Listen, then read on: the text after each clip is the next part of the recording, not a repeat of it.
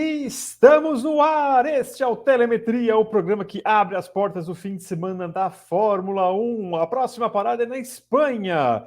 Barcelona vai receber a sexta etapa do campeonato de 2022 e é onde a maioria das equipes devem despejar a primeira grande leva de atualizações em uma pista que todos conhecem muito bem. Para este programa, como de costume, eu tenho a companhia de Guilherme Longo. Muito obrigado, Conrado, por colocá-lo, Guilherme. E seja bem-vindo, Gui, tudo bem? Salve, Eric, salve, Conrado. Um abraço aí para todo mundo que está assistindo esse Telemetria, que não é ao vivo, mas com certeza tem a mesma qualidade de sempre. Bora lá, que a galera mandou aí nas redes sociais muitas perguntas para o Rico e a gente tem que maximizar esse tempo aí para responder um monte. Vamos lá. Claro, com certeza. E o programa é bom, a qualidade permanece, porque temos Rico Penteado, que já vai aparecer aqui, Conrado. Obrigado mais uma vez por acrescentar ao Rico. Rico, primeiramente, seja bem-vindo novamente para mais um Telemetria. E eu vou começar com aquela pergunta já chegando com o pé no peito já, né? Você observando a situação do campeonato, características da pista, que você conhece tão bem, e sabendo de algumas atualizações, não me esconda qual é a ordem da situação em Barcelona. Quem é a grande favorita? Qual equipe é a grande favorita? E a segunda, a terceira? E, mais importante de tudo, por quê? Seja bem-vindo mais uma vez. Salve, Eric. Brigadão. Salve, Gui. Salve, Conrado. Salve a galera que está acompanhando a gente nesse Telemetria daqui, que é especial porque eu estou na correria aqui. Amanhã eu vou pegar a estrada, mas vamos que vamos. E para responder a tua pergunta aí, Eric, eu dei uma sondada, primeiro nas estatísticas, tipo, vendo o que aconteceu até agora, depois dando uma lida no quais são as equipes que estão trazendo algumas peças novas realmente consistentes ou realmente importantes para os carros. E eu gostaria muito, e eu tenho uma pontinha de esperança no ar que a Ferrari pode levar em Barcelona. E eu digo isso porque, se não for lá, vai ficar cada vez mais difícil. Lógico, tem Mônaco ainda, que com certeza é mais... Com certeza. Talvez indo muito... afirmando de uma forma muito, muito forte, mas para entrar nos detalhes do porquê isso, a gente viu que a Red Bull tem uma aerodinâmica que está bem boa em termos de pouco arrasto em relação à quantidade de downforce que eles têm. O motor que está forte. Então, a gente vê que em pistas onde tem velocidades altas, a Red Bull está levando vantagem. E a gente viu também, que já confirmou também algumas corridas, como em Melbourne e até outros traçados, outros trechos, que partes mais sinuosas, mais lentas, onde não tem muita geração não tem muita velocidade no carro, as pistas mais lentas favorecem mais tipo de parte da pista mais a Ferrari. A Barcelona é uma pista, a gente vai ver nos gráficos aí, que é bem mista, mas que tem uma velocidade média mais baixa, tem um super downforce. Então, acho que seria a corrida onde a Ferrari teria mais chance de se aproximar da Red Bull. E Mônaco, a gente espera, mesmo se Mônaco é um traçado que é muito específico, que não é só a história de downforce mecânica, tem muita coisa que entra em consideração, mas eu acho que poderia ser a famosa vitória do Charlinhos Leclerc lá em Mônaco, mas vamos deixar isso para o próximo Telemetria. Falando de Barcelona... Até porque, para isso, o Leclerc tem que superar aquela maldição de Mônaco que tá difícil, né, Rico? Exatamente, coitado. Parecia até um castigo, né? A última vez que ele... Tá batendo até Ferrari que não é dele. Bateu, exatamente. É verdade. Essa também circulou feio, essa daí. Mas é isso. Então, eu acho que, resumindo, eu acho que vai ser, não vou dizer a última chance, mas vendo o ritmo da Red Bull até agora, sim, Barcelona e Mônaco não der Ferrari, vai ficar mais difícil de chegar atrás, porque a Red Bull vai continuar nesse ritmo e só melhorando daqui para o final da temporada. Perfeito. E eu estou muito curioso em saber os gráficos que você trouxe para a gente, as suas análises, para a gente observar, para nortear a cabeça do nosso público em relação ao GP da Espanha. Vamos lá? Então, bora, Conrado. Pode colocar aí com o tradicional gráfico do circuito aí. A pista não mudou praticamente nada. Eles fizeram uma pequena modificação na curva 10, que é uma freada bem forte, que eu acho que é a freada mais forte, praticamente, onde tem o delta mais violento, e a pista acabou ficando um pouco mais comprida. Vendo de cabeça, acho que ficou uns 20 metros mais longa. Foi a única modificação que fizeram do traçado em comparação com 2021. Em termos de pneus, essa pista a gente andou muito, então tem, não vou dizer milhões, porque seria demais, mas tem milhares de quilômetros acumulados nessa pista, com certeza. E até mesmo se na pré-temporada o pessoal andou muito nessa pista, a gente vai falar sobre isso um pouco mais em detalhe, talvez, eles optaram por outros tipos de compostos, sabe? Não foi... Todo mundo andou com um monte de pneu diferente, mas a maioria andou mais com C3, C4 em Barcelona, sabendo que a Pirelli escolheu para essa pista pela segunda vez da temporada. A primeira vez foi em Bahrein, o C1, C2, C3, que são os compostos mais duros da gama da Pirelli, que são os mesmos que foram utilizados ano passado já em Barcelona. Escolheram isso já pensando no desgaste, no esforço que tem na curva 3, na curva 9, que são curvas de muita alta velocidade, curvas para a direita, onde tem muito esforço lateral nos pneus. Então, para garantir, esses são os compostos que sempre aparecem nesse tipo de... são obrigados a aparecerem nesse tipo de esforço lateral muito forte. Então, mesmo se o pessoal andou bastante na pré-temporada, estava mais frio na pré-temporada, os carros eram novos, então o pessoal estava descobrindo ainda como é que funcionavam os carros. Teve carro até que não era praticamente nada a ver com o que a gente está vendo agora, como é o caso da Mercedes, foi o caso da Red Bull também. Então vai ter um pouco uma mistura de dados que a gente já tem acumulado desde 2014 e com um pouquinho de adaptação, mas não tem problema nenhum, porque até e Barcelona serve realmente como um gabarito. Então, comparando Miami, não dá para comparar, mas menos Bahrein, ou Jeddah, ou Melbourne também não dá para comparar. Então, mas dá para ter uma ideia, eles não vão chegar lá assim, sem saber como é que vão preparar o carro, sabe? Já sabem realmente como é que vai ser o setup. Então, os pneus C1, C2, C3,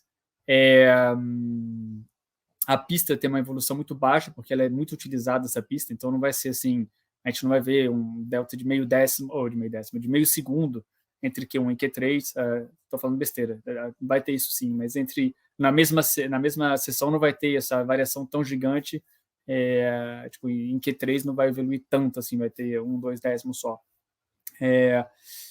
Em termos de estratégia para essa corrida, lembrando que ano passado foi super interessante o pulo do gato, aqueles undercuts que fez a Mercedes e tal. A estratégia melhor seria de 2 paradas.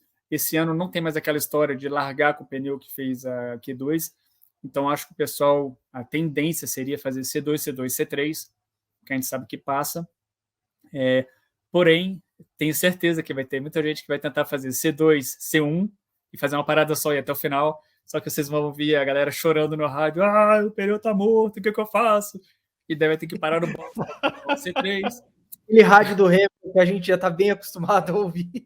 Então sempre tem, nesse tipo de corrida, sempre tem uma equipe maluca que tenta, o piloto dá uma freada um pouco errado, depende muito de onde que sai no tráfego. Foi o que a Red Bull fez com o Verstappen ano passado, não foi? Que o pulo do gato da Mercedes foi fazer a parada extra que permitiu o Hamilton vencer, e a Red Bull fez só uma, não foi? E no final acho que eles fizeram a segunda também, mas já era tarde demais. Eu não lembro direito. Eu acho que foi uma coisa assim. Então, mas provavelmente é o que vai acontecer. Eu acho muito pouco provável alguém fazer largada com o soft, porque mesmo se a reta ela é bem longa, não acredito que a vantagem de fazer a largada com o soft compense a degradação rápida que você vai ter no começo da corrida com muito peso no carro.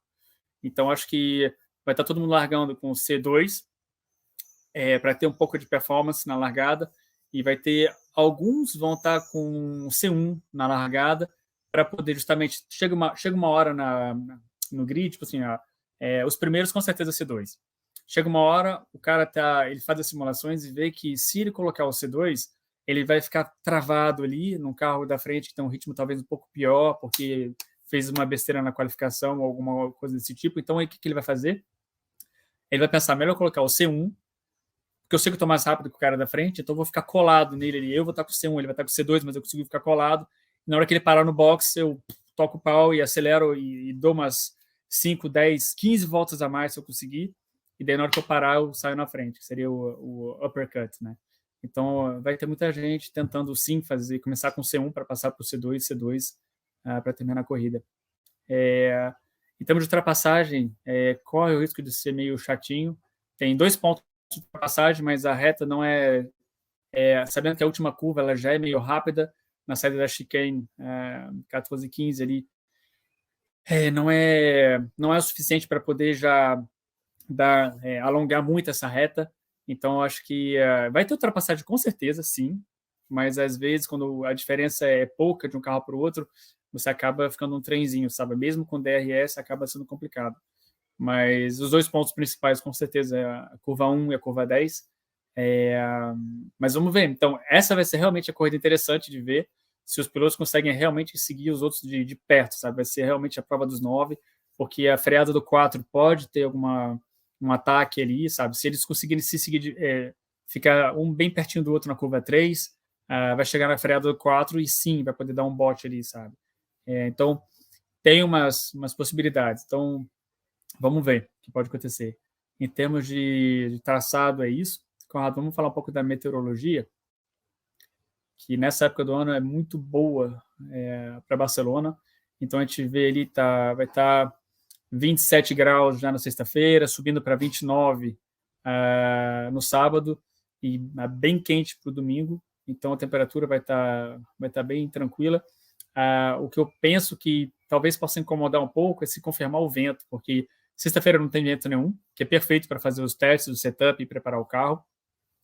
Sábado já começa a aparecer uma brisazinha um pouco mais forte, mas que não é nem um pouco preocupante.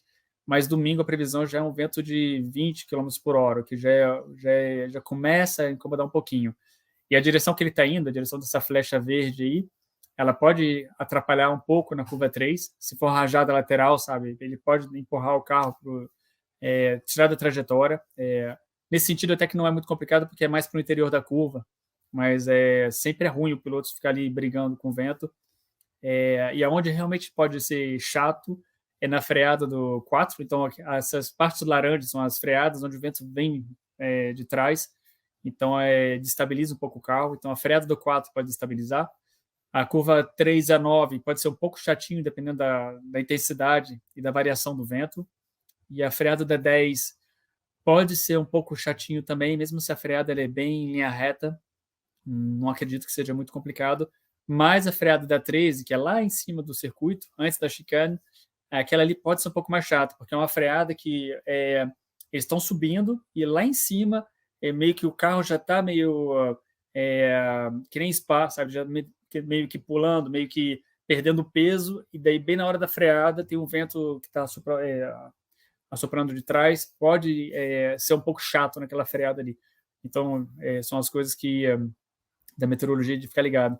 Dei uma olhada se não ia ter chuva, então mesmo se a gente vê que a pressão está caindo, não tem muita nuvem aparecendo nas previsões, então eu não acredito que tenha chuva de final do dia, de verão. Ainda está um pouco cedo para isso acontecer, mas vamos ver. Ainda está um pouquinho cedo hoje para realmente antecipar isso, mas não tem previsão nenhuma de chuva até agora, mas a pressão está caindo, tem umas nuvens altas, vamos ver o que pode acontecer. Em termos de meteorologia, é isso, Conrado. Vamos começar a falar dos tradicionais gráficos de comparação. Então, em termos de tamanho da volta, né? Barcelona é uma pista que é curta, mesmo se com essa modificação acabou esticando ela ali de uns 10, 20 metros, ela ainda é a 15ª das 22 da temporada, sabe? Então, é uma pista que é bem, bem curtinha. Então, para a gente de engenharia, é super fácil trabalhar em termos de gestão de energia, principalmente, sabe? Como é que você vai usar o MGU-K, como é que você recupera, como é que você usa o MGU-H, consumo de gasolina dessa pista, do fato dela ser bem lenta, bem baixo. Então, não tem... para a gente, a única coisa que acaba sendo complicada quando a pista é muito curta é que você tem muitas voltas para ficar vendo a telemetria, então toda reta você tem que olhar para a telemetria para ver como é que está funcionando o teu motor, para ver se não tem nenhuma variação em relação às voltas anteriores. Então, você fica com mais frequência olhando os dados, mais intenso, digamos assim, porque é mais curto. Mas em relação ao comprimento da pista, é isso. Conrado, coloca o outro da velocidade média para a gente ver como que é lenta essa pista. Então, eu estaria 16ª das 22 da temporada. Então, para os motores é super fácil. Tem 2 retas, mas que não são muito complicadas para os motores. Em termos de aerodinâmica, a gente já falou que ele é muito carregado. Vai ser praticamente o mesmo downforce que usa em Mônaco, sabe? Em Mônaco você tem ainda uns acessórios a mais em termos de resfriamento, em termos de downforce, mas em Barcelona geralmente a gente testa e a gente acaba vendo aparecer ali os pacotes aerodinâmicos mais carregados de todos. É isso aí, eu acho que tem mais um gráfico comparando os circuitos, né, Conrado, que é qual é a race distance. Então, inversamente falando, do fato dos múltiplos que acabam passando de 305 quilômetros, Barcelona é a 6ª corrida mais longa da temporada. O que, mesmo se vai estar bem quente domingo, acredito que não seja muito problema para a temperatura do combustível, ainda mais agora nessa altura do campeonato, que o pessoal já aprendeu bastante como é que funciona e sabe realmente como é que coloca a gasolina antes da corrida, a quantidade tem que colocar, a temperatura tem que colocar para não ter mais cavitação nas bombas de gasolina e o consumo é bem baixo. Então, o fato de você ter baixo consumo, você acaba colocando menos gasolina no tanque, o que é ruim para a temperatura, quer dizer que no final da corrida vai esquentar mais, mas você também consegue gerenciar essa corrida a gente conhecendo bem e tendo bastante referência, a gente acaba fazendo setup sem problema nenhum. Em relação à pista, era isso. Depois tem só os gráficos do campeonato que a gente já falou a última vez, não sei se merece comentar agora, mas uma coisa interessante, talvez, Conrado, os elementos da FIA, que esse gráfico aí, confesso que está meio complicado de achar no site da FIA essas informações depois da sexta-feira à noite, porque às vezes eles colocam umas informações, corrigem depois, às vezes não colocam, eu estou sempre ligado aí procurando, e essa é a última versão que eu consegui montar do que eles colocaram em Miami. Então a gente vê que o Alonso já está ali pronto para tomar uma penalidade. Não quer dizer que se trocar de motor a próxima vez vai ter uma penalidade, porque ele ainda tem o motor número 1, o número 2 ainda estão disponíveis, sabe? Aconteceram problemas que eles preferiram não colocar o motor na corrida para poder ter tempo de olhar bem direitinho o que estava acontecendo errado com o motor. E o motor vai voltar, já voltou para o parque, que a gente chama, né? O parque é a coleção de peças do Alonso, mas eles já fizeram isso, e no caso de, por exemplo, sei lá, der uma treta, um acidente em Q1, e ele fica fora de Q1, sei lá, porque bateu em P3, eles já vão com certeza colocar uma bala nova, um motor novo, porque de qualquer forma, se ele sair em último, não muda praticamente nada, e dele teria motor novo já para Mônaco até. Então, por isso que eles optaram em colocar praticamente tudo. Só falta o escapamento, que eles não têm como colocar tanto escapamento antes da hora. Mas estaria. O Tsunoda também está na mesma situação. E o Bottas colocou turbo e MGU-H, trocou na última corrida. Então, também, se tiver que trocar de novo para algum que não esteja na coleção dele, ele pode tomar penalidade. Então, não acredito que role penalidade já aconteça nessa próxima corrida em Barcelona, mas já começa aí a pintar aí umas casinhas vermelhas aí na tabela, mostrando quem tá mais em perigo aí. E é isso, em relação a essa corrida, eu acho que a visão geral é essa daí. Maravilha. Toma um arzinho aí, Rico. Eu vou fazer um lembrete para a galera. Não estamos ao vivo, mas eu estou aqui para lembrar-vos que você pode deixar o seu like, também ativar as notificações, obviamente, também se inscrevendo no nosso canal. Eu sei que o Guilherme tem uma pergunta bem bacana para o Rico Penteado. Rico, a gente está falando de Barcelona, mas eu quero pegar um pouquinho também a tua opinião e um pouco além, né? A gente sabe que os fãs, principalmente, criticam muito Barcelona, que é uma pista que não entrega boas corridas, é uma pista que não tem muita ação, etc. Mas a gente sabe que para a Fórmula 1, e principalmente para vocês, a parte de engenharia, a parte técnica, Barcelona é um bom lugar para testes. Mas vamos brincar um pouco de IC. Se a Fórmula 1 decidisse trocar o palco do GP da Espanha de Barcelona para alguma outra pista espanhola, qual que você gostaria de ver no calendário aí, numa possibilidade do futuro? Eu adorava a corrida de Valência. Eu acho que Valência, o paddock é muito bacana, que era onde eles fizeram uns galpões, onde tinha os barcos da America's Cup. Então era um cenário completamente diferente, alucinante. E a pista era na marina, então tinha uma ponte que é giratória, que ficava travada para a corrida. Tinham 26 ou 27 curvas. Então, para memorizar o número, aí que engenheiro e piloto fala em número de curva, né? Sim. Era uma catástrofe. Eu lembro que uma vez o Alonso se perdeu, porque tinha dois, tipo um S, e tinha outro bem parecido um pouco depois, e ele achou que já estava no outro e estava no anterior, sabe? É uma pista tão comprida, tão cheia de curva, que acaba sendo quase técnica. Concordo que ela era meio chata em termos de ultrapassagem, sabe? Só tinha ali, lembro que só tinha 2 trechos onde podia acontecer umas ultrapassagens na época, mas o clima era muito bacana, o que acontecia, a cidade é muito linda, Valência, então acho que o clima era bacana. Óbvio que eu fiz muito teste também em Jerez de la Frontera, que é lá para o sul da Espanha, e que é uma pista que não é muito legal, para falar a verdade, mas que também tem seu charme, de fato de estar super longe, que é super quente também lá, mas lá não teria como ser, essa época do ano já está passando dos 40 graus lá, então seria muito quente. Mas acho que se pudesse escolher uma outra pista na Espanha agora, eu colocaria Valência com certeza. E só para deixar claro para quem está acompanhando telemetria, seja no YouTube, seja em podcast, o Rico se refere a Valência, que foi palco do GP da Europa de Fórmula 1 de 2010 a 2012. Para a galera que acompanha outras categorias, ele não está se referindo ao circuito de Valência da MotoGP, o circuito Ricardo Tomo. São duas coisas diferentes, viu? Bem lembrado, Gui. Exatamente. Agora, falando sobre Barcelona, Rico, por que Barcelona, na sua opinião, é escolhida como um palco de testes de pré-temporada? O que qualifica esse circuito, independentemente de ultrapassagens e tal, mas o que qualifica esse circuito a ser utilizado como palco de testes, né? E se na Europa, qual outro circuito europeu que você gostaria de ver também como palco de testes de pré-temporada da Fórmula 1?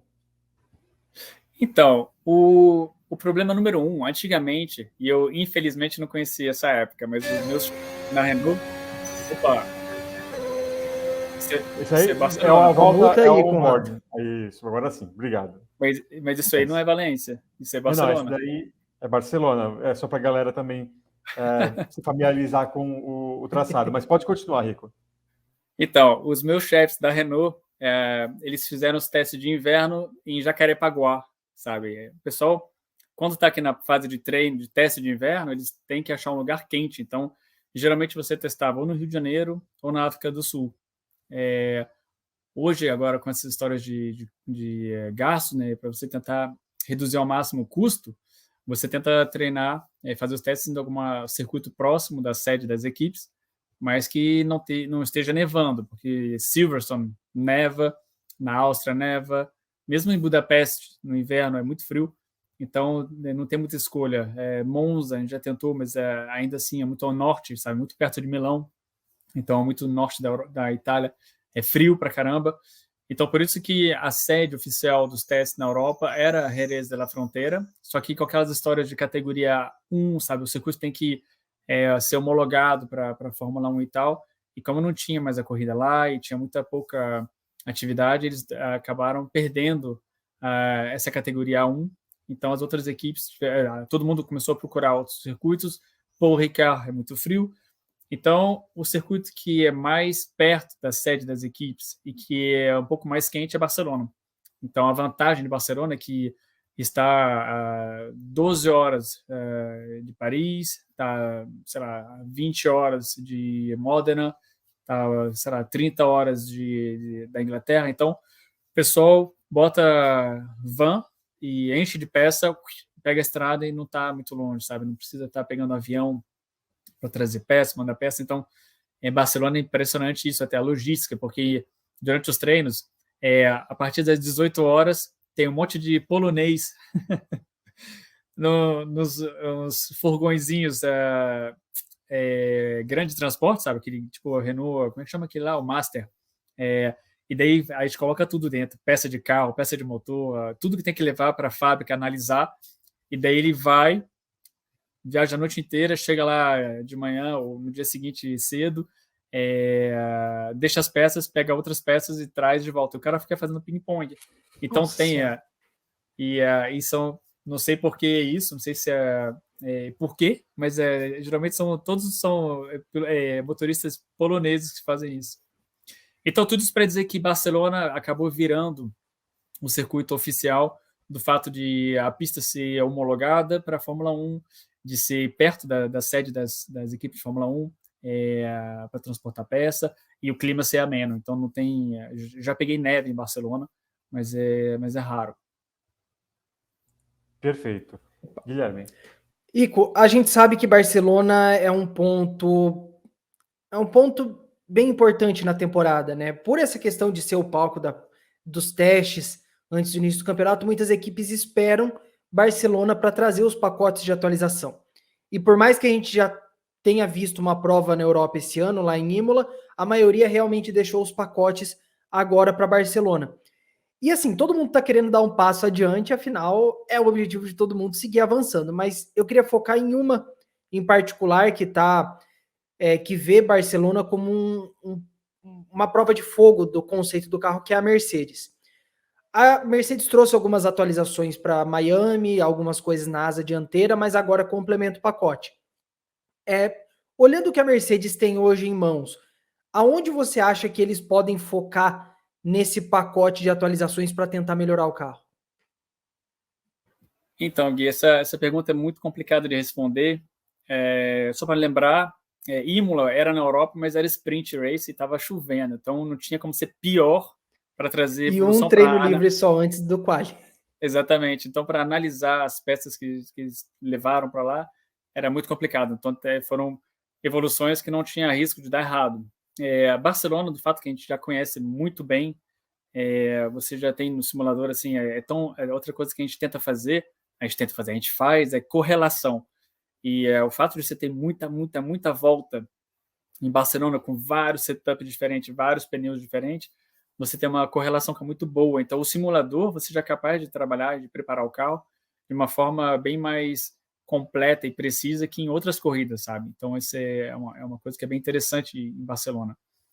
Em termos de evolução, o que a Mercedes vai focalizar mais, isso ninguém tem como dar pitaco, só o engenheiro chefe da Mercedes que sabe disso, porque eles fizeram várias simulações, tipo assim, antes de cada corrida tem o pre-event, que a gente chama, que é um documento, um relatório, na verdade, feito pela equipe de performance de cada equipe de corrida, onde tem vários itens que são importantes para o fim de semana. Então, tem uma parte que é aerodinâmica.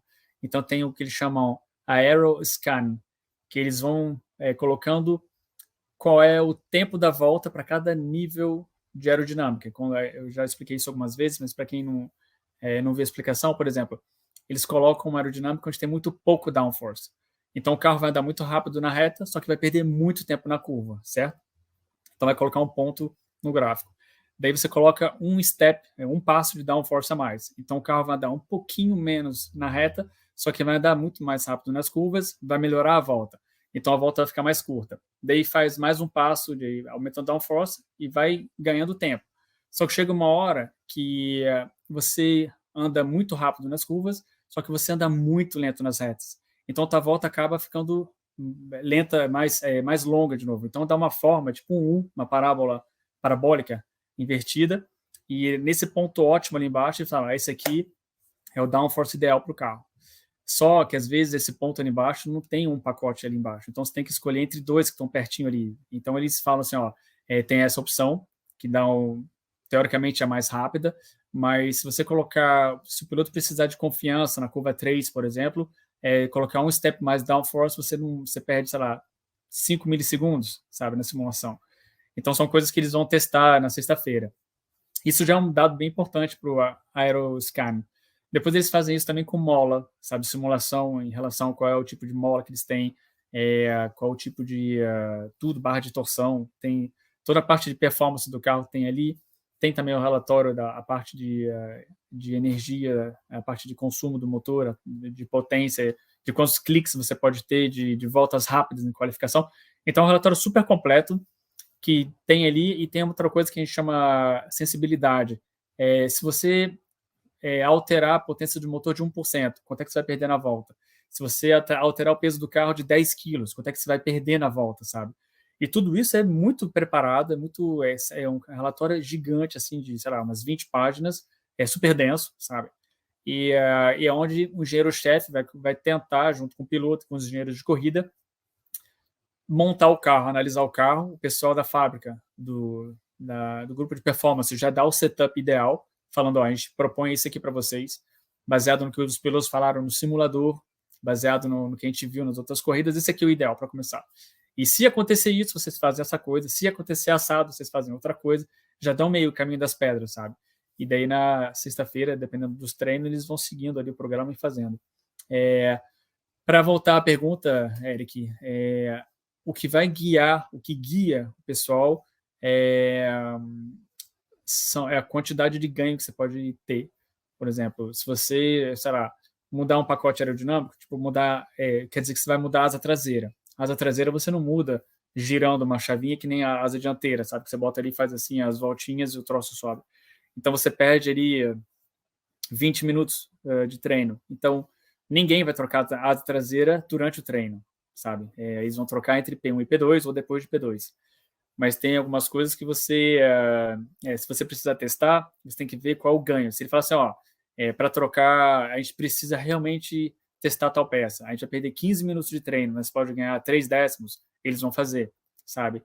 Isso aí, tudo é o pessoal da fábrica que dá os conselhos que dizem qual é o ganho estimado, o pessoal da garagem, que é o papel de quem trabalha na pista, é dizer para o pessoal da fábrica, ó, para trocar tal peça leva 5 minutos, é fácil. Para trocar tal peça leva 45 minutos, esquece, sabe? Então, esse tipo de informação acaba o engenheiro-chefe pega todas essas informações e fala, ó, para a gente ganhar o máximo de performance na sexta-feira, a gente vai fazer essa troca, esse teste. Cada piloto vai fazer um teste diferente para poder maximizar os resultados. Então, não tem como adaptar, acho melhor fazer a altura do carro, acho melhor fazer aquilo. Não, ele já tem a simulação, já sabe a sensibilidade de cada alteração e só eles sabem disso. E eles que vão decidir na hora em relação ao que os pilotos estão comentando. E em relação também à quantidade de peça que eles têm nova para trazer. Perfeito. Rico, é legal esse insight sobre como funcionam os bastidores, né? A gente entender como é que funciona esse dia a dia das equipes, que eu acho que é um dos principais fatores aí que enriquece o telemetria, a vivência que o Rico teve na Fórmula 1, né, Eric? É isso aí. Rico, a gente pediu para a galera participar também do telemetria. Como diria o saudoso apresentador, eu vou pedir para você, no pique, responder algumas perguntas da galera aqui. O Daniel Philipsen, ele perguntou se o carro da Red Bull e esse modelo atual, ele é mais versátil na questão de setup em relação ao da Ferrari. Você concorda? Não. Isso aí... não, a gente não tem como falar isso, ser mais versátil. Talvez ele seja... talvez ele esteja falando, mas também nem é o problema da Ferrari. A Ferrari não tem problema de porpoising, não é que nem a Mercedes, que tem uma janela de setup que é bem restrita, sabe? Eu diria que sim, ok, respondendo a questão de uma forma bem genérica, assim, bem ampla, parece sim que a Red Bull tem mais possibilidade, tem um range mais largo, sabe? Do fato deles terem, até recebi bastante informação interessante pelo Instagram, aqueles ice skating que impede o carro de baixar muito na pista, sabe, e fazer o porpoising. Tem algumas coisas que sim dão uma flexibilidade maior para a Red Bull, mas não acredito que seja isso que esteja prejudicando a Ferrari, sabe? O pessoal tem muita tendência a já criticar o carro que está em segundo lugar, falar a Ferrari é uma bosta, sabe? Os caras não conseguem acertar, por que não está acertando o motor? Cara, não é isso. É que o da Red Bull tá um pouquinho melhor, mas os dois são muito bons, assim, sabe? Não tem que levar para o lado negativo. Mas para responder a pergunta de uma forma bem genérica, assim, eu acho que sim, a Red Bull tem um pouco mais de flexibilidade para explorar o setup do carro do que a Ferrari, mas a gente está falando de pentelésimos de segundo ali, não é nem, chega nem a ser milésimos, não. Perfeito. Rico Penteado, mais uma vez eu quero agradecer a sua participação nesse Telemetria e esperamos voltar a falar contigo também visando o GP de Mônaco, todo especial, todo único, mas eu quero agradecer por hora com esse programa mais uma vez especial. Até a próxima, Rico. Aliás, em Mônaco eu vou estar aqui, hein? A gente vai fazer umas lives, eu vou estar lá em Mônaco. Lá. Então na sexta-feira a gente vai estar lá na arquibancada, lá, vou ver se consigo ver o pessoal que eu conheço lá nos boxes, mas a gente vai fazer com certeza uma live aí com vocês, direto de Mônaco, vai ser muito legal. Sim. Mas sim, então, brigadão aí, sempre é legal bater um papo com vocês. Galera que tiver pergunta, eu tô um pouquinho atrasado, mas eu vou responder todo mundo lá no Instagram. Então, quem tiver pergunta, tá lá, rico.penteado no Instagram, e a gente vai trocando figurinha. E vamos ver essa corrida aí, se o que eu falei vai dar certo ou se não vai. Mas acho que vai ser torcendo para ser bem interessante essa corrida. Maravilha. Com a fama de Rico Penteado, Guilherme Longo, eu duvido que ele estará na arquibancada de Mônaco. Ele vai estar numa área VIP bem bacana. Guilherme Aquele Longo, passe grande aqui brilhando no peito. Muito obrigado, Gui, mais uma vez pela sua participação. Valeu, e ó, galera, não esqueçam, sexta-feira começam as atividades lá em Barcelona e, como manda a tradição, terminando o TL2, tem Sexta Livre ao vivo aqui com a gente. Então a gente se vê na sexta-feira, ao vivo, para comentar tudo sobre o primeiro dia de atividades lá em Barcelona. Perfeito. Você que está assistindo a gente, muito obrigado. Acompanhe o motorsport.com nas redes sociais. Estamos no Twitter, Facebook, Instagram, TikTok, além aqui do YouTube. E você também pode ouvir os nossos podcasts no seu agregador favorito. E também baixe já o nosso aplicativo. Ficamos por aqui. Até a próxima. Tchau, tchau.